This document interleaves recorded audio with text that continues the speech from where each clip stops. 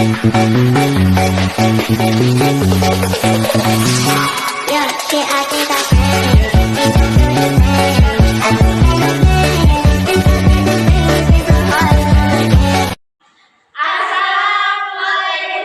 warahmatullahi wabarakatuh. Hello guys, kami dari kelompok 4 akan membahas tentang perubahan sosial.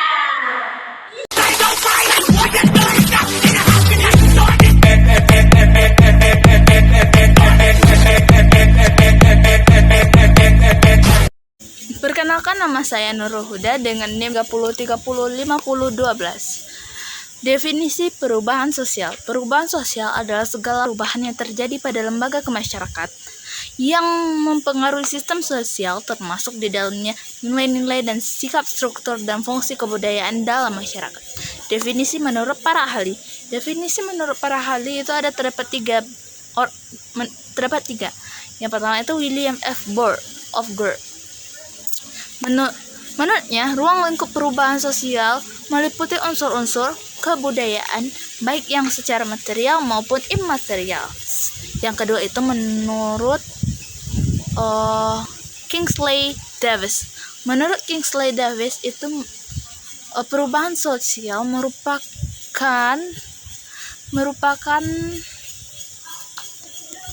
perubahan yang terjadi dalam struktur dan fungsi masyarakat.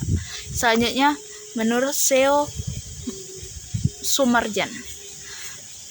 Menurut Seo Sumarjan, perubahan sosial adalah perubahan pada lembaga kemasyarakatan dalam suatu kemasyarakatan yang mempengaruhi sistem sosial, termasuk di dalamnya nilai-nilai, sikap, dan pola perilaku di antaranya kelompok-kelompok dan masyarakat. Sekian, terima kasih. Perkenalkan, saya Dewi Nadia akan membahas tentang faktor pendukung perubahan sosial. Yang pertama, ada kontak dengan kebudayaan lain. Yang kedua, sistem pendidikan formal yang jauh. Yang ketiga, sikap menghargai hasil karya seseorang dan keinginan untuk maju. Yang keempat, pendidikan yang heterogen. Yang kelima, orientasi ke masa depan. Yang kedua itu ada faktor penghambat perubahan sosial. Yang pertama, kurangnya hubungan dengan masyarakat lain. Yang kedua, hambatan ideologis. Yang ketiga, sikap masyarakat yang sangat tradisional. Yang keempat, ada adat atau kebiasaan. Yang kelima, perkembangan ilmu pengetahuan yang lambat. Nah, sekarang kita masuk ke materi yang terakhir, yaitu tentang faktor yang mempengaruhi perubahan sosial. Faktornya itu ada dua. Yang pertama itu adalah faktor internal. Faktor internal itu berupa bertambah dan berkurangnya jumlah penduduk dalam suatu daerah. Yang kedua, adanya penemuan-penemuan baru. Yang ketiga, adanya konflik sosial. Yang keempat, terjadinya pemberontakan di suatu negara. Yang kedua itu ada faktor eksternal yang meliputi yang pertama, lingkungan sekitar manusia, misalnya bencana alam seperti banjir. Yang kedua, terjadinya konflik dan peperangan yang mengakibatkan pengungsian penduduk. Yang ketiga, pengaruh kebudayaan asing. Perubahan sosial. 1. Perubahan lambat dan perubahan cepat. Perubahan secara lambat disebut dengan evolusi. Contoh, menurut Unilever Theories of Evolution yang dipelopori oleh Augustin Comte, Herbert Spencer mengungkapkan bahwa masyarakat dan kebudayaan mengalami perkembangan sesuai dengan tahapan-tahapan tertentu, dimulai dari bentuk sederhana, kemudian bentuk yang kompleks, sampai kepada tahap yang sempurna. Perubahan secara lambat disebut dengan revolusi.